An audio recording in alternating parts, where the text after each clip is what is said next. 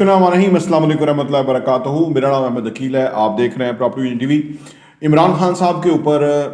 سزا سنوا دی گئی ہے سائفر کیس کے اندر، ایک ایسا کیس کہ جس کے اندر جو دو بنیادی کردار تھے ڈونلڈ لو اور جنرل باجوہ، ان کو نہ صرف اس کا بیان ہی نہیں لیا گیا ان دونوں کا، اور کل رات کو 7:30 بجے جو پروسیڈنگ ہو رہی تھی اس میں عمران خان کے جو وکیل ہیں ان کو باہر نکال دیا گیا، ان پہ گن تان لی گئی بھی آپ لوگ باہر نکل جائیں۔ اور عمران خان نے وہاں بیٹھے ہوئے یہ کہا کہ اگر ون سائیڈڈ سارا کچھ ہونا ہے تو مجھے یہاں بیٹھنے کی ضرورت نہیں ہے، کہ میں فکس میچ نہیں کھیلتا، اور وہ کہہ کے اس وقت اٹھ گئے جو رات کو وہ ہوا تھا۔ آج جو فیصلہ آیا ہے اس کے مطابق 10 سال کی سزا عمران خان اور شاہ محمود قریشی کو سنائی گئی ہے۔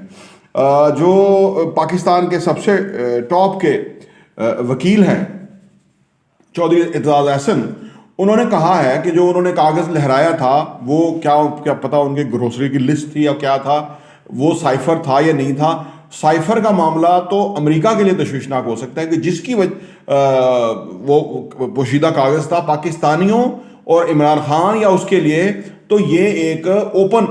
قسم کا سیکرٹ ہے کہ اس طرح کی انٹرفیرنس کی گئی ہے پاکستان کے معاملات کے اندر، اور وہ جنرل باجوہ کو پہلے ملی اور پھر عمران خان تک پہنچ گئی، اور آپ سب دنیا جانتی ہے کہ وہ سائفر کیس کیا تھا اور کیا ہوا۔ سوال یہ پیدا ہوتا ہے کہ اس پہ سزائے موت تھی، عمر قید تھی، تو پھر 10 سال کی قید کیوں سنائی گئی ہے؟ لگتا ہے کہ کمزور فیصلہ ہے۔ لگتا ہے کہ یہ جو جس طرح نواز شریف کے سارے کیسز جو ہے وہ آنن فانن اوکے ہو گئے، وہ آگے الیکشن لڑ رہا ہے اور وہ ہیپی ہنسی خوشی زندگی بسر کر رہا ہے، ایک سٹیج کے اوپر عمران خان سے بھی اسی قسم کا جو ہے وہ کیا جائے گا۔ تو علیمہ خان نے بڑی مدبرانہ گفتگو کی ہے، حالانکہ اشتعال پھیلایا جا سکتا تھا، لیکن اس نے کہا کہ نہیں، ہم بڑے تحمل سے اس کو برداشت کریں گے اور اس کا ہم مقابلہ کریں گے، اور اس کو جو اعتزاز احسن کے مطابق تو یہ سپریم کورٹ میں جائے گا تو یہ اڑ جائے گا فیصلہ، کیونکہ کمزور فیصلہ ہے، اور جن ججز کی کوئی کریڈیبلٹی نہیں ہے انہوں نے یہ فیصلہ سنایا ہے وکلاء کے پوائنٹ آف ویو کے مطابق۔ عدلیہ کا معاملہ جو ہے وہ اگر فیئرنس کے ساتھ ہوتا تو وہ ایک اور بات تھی، لیکن یہاں جو ہے نا ون سائیڈڈ قسم کا فیصلہ ہے۔ لیکن اچھی بات یہ ہے کہ پاکستان کے جو اس وقت معروضی حالات ہیں اس کے اندر کسی بھی اشتعال انگیزی کی جو نا وہ کوئی گنجائش موجود نہیں ہے، اور علیمہ خان نے یہ کہا کہ بھائی 8 فروری کو آپ جا کے ووٹ ڈالیں تاکہ آپ یہ جو غصہ ہے اس ووٹ سے نکالیں اپنا، یعنی زیادہ سے زیادہ ووٹ کریں، 100% جا کے لوگ ووٹ کریں۔ تو یہ ایک بہت پازیٹیو انہوں نے لائن دی ہے، حالانکہ وہ اشتعال پھیلانے کی بات کر سکتی تھی کہ ہم پروٹیسٹ کریں گے، اس سے کئی لوگوں کی جانیں چلی جاتی کیونکہ آگے گولیاں ماری جاتی ہیں، جو ماضی میں ہم نے دیکھا اگر لوگ نکلتے اور گولیاں ان کو لگتی تو جانیں جاتی، پاکستان کا اور بزنس کے پوائنٹ آف ویو سے اور نقصان ہوتا۔ اللہ نہ کرے کوئی ایسا واقعات ہو۔ ناانصافی پہ مبنی فیصلہ ہے، اور یہ میں سمجھتا ہوں کہ عمران خان کو نیلسن منڈیلا کی بنانے کی طرف جو ہے نا ایک بہت بڑی کوشش ہے کہ جو ان کو جیل میں ڈال دیا گیا ہے 10 سال کے لیے، اور وہ جب نکلیں گے تو پھر پورا پاکستان ان کو ویلکم کرے گا۔ یہ تو ابھی ہمیں وہ مناظر بالکل اگر تھوڑا سا بھی آپ ویژولائز کریں تو آپ کو وہی مناظر نظر آئیں گے، اور وہ نکل کے نیلسن منڈیلا والا اعلان کریں گے کہ میں سب کو معاف کرتا ہوں، کیونکہ وہ جس قد کاٹ کے لیڈر بن گئے ہیں وہ تو ہمارے پاکستان کے کوئی اندر ایسا کوئی ہے ہی نہیں۔ لیکن اس ساری صورتحال میں پی ٹی آئی کو ایک فائدہ یہ ہو سکتا ہے کہ اب وہ غم غصہ کا جو ووٹ ہے وہ پی ٹی آئی کے جو لوگ ہیں ان کو پڑے گا، اور وہ اگر زیادہ سیٹیں ان کو مل گئی تو وہ دلچسپ ہوگا جو ہے وہ صورتحال۔ لیکن اگر جس طرح سے پی ٹی آئی کے خلاف کارروائی کی جا رہی ہے کہ تھانے متحرک ہیں، لوگوں کو کوئی ریلی نہیں نکالی جا رہی ہے، ان کا کوئی کارنر میٹنگ نہیں ہو رہی، اور اس پہ یہ جو طرز عمل ہے یہ انتہائی تکلیف دہ ہے۔ اس کی وجہ یہ کہ آج جو ہم 65% یوتھ ہیں اور ان کو جو طرز عمل دکھایا جا رہا ہے ان اداروں کی طرف سے اور ان پولیس کی طرف سے، یہ کوئی کیونکہ ایک عمر ہوتی ہے کہ جہاں بندہ تھوڑا سا جو ہے نا وہ سنجیدہ اور میچور ہو جاتا ہے، لیکن جو ینگ ایج ہوتی ہے اس کے اندر وہ چیز جو ہے نا وہ اس عمر میں وہ ڈائجسٹ نہیں ہوتی کہ یہ ناانصافی کھلم کھلا یہ ناانصافی جو کیوں ہے۔ اللہ کرے کہ یہ جو حالات ہیں خرابی کی طرف نہ جائیں، کیونکہ پاکستان میں بزنس کا آلریڈی جو ہے بیڑا غرق ہے، پیسہ ڈی ویلیو ہو گیا، لوگوں کا کام سفر ہو گئے۔ اس وقت ہم اگر کنسٹرکشن کی بات کریں تو کنسٹرکشن سائٹس کے اوپر بہت تیزی سے کام جاری ہے، اور اگر کوئی ایسا سلسلہ ہوا تو اس کے اندر مٹیریل کا ملنا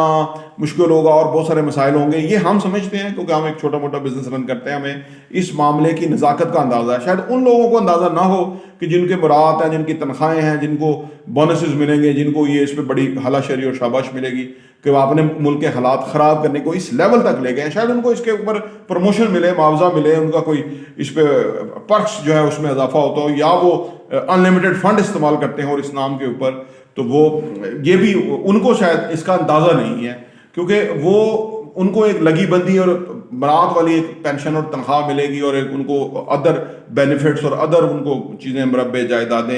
ہیں جی, نوکر چاکر اور پینشن, اور پھر 4 سیکورٹی گارڈ اور جیسے ججوں کو بھی ملیں گے. تو یہ سارا ان کے لیے تو شاید کوئی اتنی امپورٹنٹ چیز ہے نہیں, یا جو کر کے گیا ہے یہ سارا ڈونلڈ لو کے ساتھ مل کے جنرل باجوہ, اس کو تو شاید مراد مل گئی, وہ تو شاید بہت مزے میں ہو, لیکن لوگ تکلیف میں ہیں. انفارچونیٹلی یہ کہنا پڑتا ہے کہ